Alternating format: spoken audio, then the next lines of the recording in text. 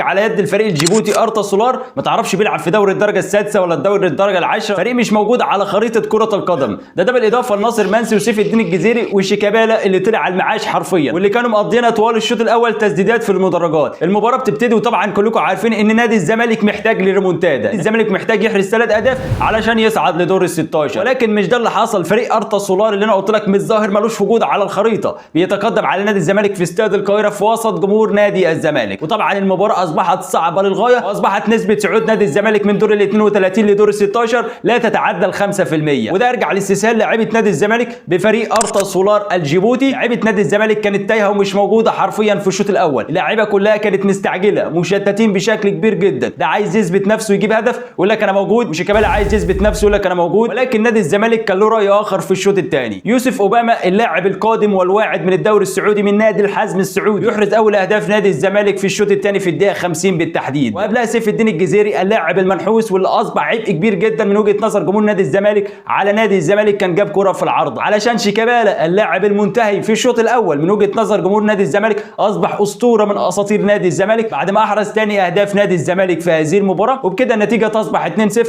علشان يعود الامل